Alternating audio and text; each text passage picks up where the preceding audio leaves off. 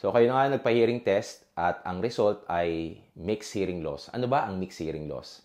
Hi, my name is Erosius Dilumboy, isang clinical audiologist at welcome dito sa ating channel. So nakarang episode, in-explain natin kung ano yung conductive hearing loss, sensorineural hearing loss at marami pang iba. Alam niyo naman kung kayo'y matagal na or bago dito sa ating channel, ang ating niche o yung ating topic na dinidiscuss ay mostly about the ears o yung ating pandinig.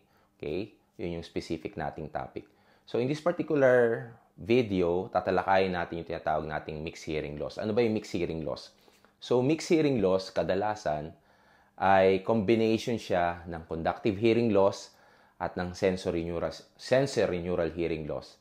Sa video sa taas, dyan makikita nyo yung ating nakarang episode which is yung conductive hearing loss at etong sa susunod na prompt is yung ating sensorineural hearing loss.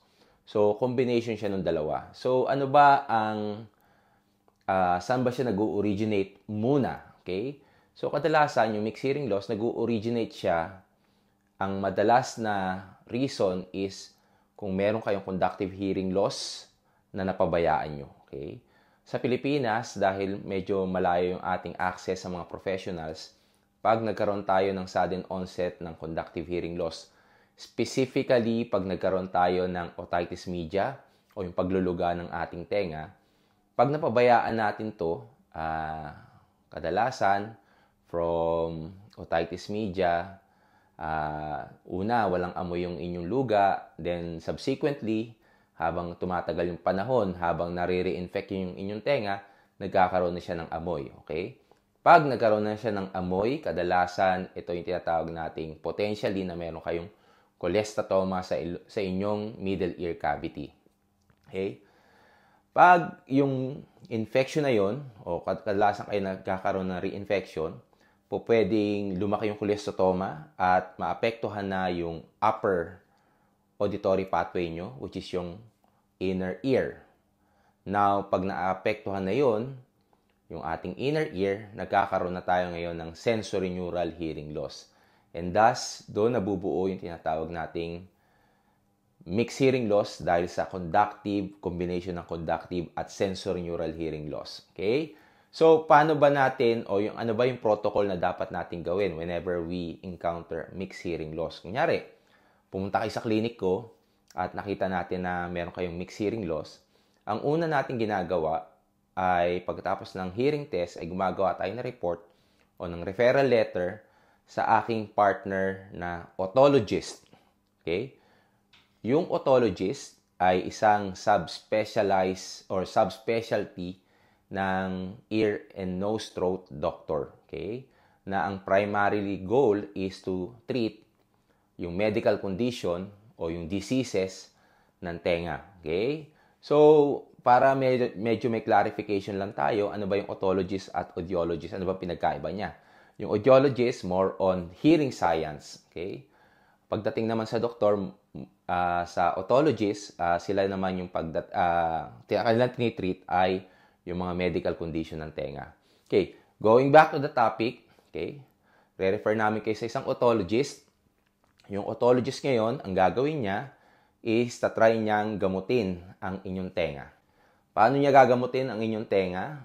Okay, kadalasan, gagamutin niya yung ating tenga sa pamamagitan ng mga sumusunod. Pwede kayong bigyan ng mga antibiotics at pwede rin na merong minor surgery para matanggal yung conductive component ng inyong hearing loss or ng inyong mixed hearing loss. Nang sa ganon ay pag nagkaroon na kayo ng sensorineural hearing loss, pwede na kayong gumamit ng hearing aids. Okay?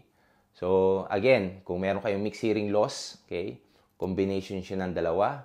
Ang ating protocol ay gamutin muna yung conductive component. Kung meron kayong ear infection, gagamutin muna yon bago kayo fifitan ng hearing aids. Okay? So, kung hindi pa rin malinaw, babalik tayo ulit sa topic natin last week na kung saan tinalakay natin yung sensorineural hearing loss at conductive hearing loss at ano ba yung mga protocol doon. Now, some challenges, minsan kasi wala tayong pera. Okay? Wala tayong budget para magpagawa ng surgery o magpagamot sa isang otologist, then mag-fit ng hearing aids. So, pwede natin na gawin ay fitan muna kayo ng hearing aids pansamantala. Okay? Subalit, kailangan nyo ng isang referral letter sa inyong otologist. Okay?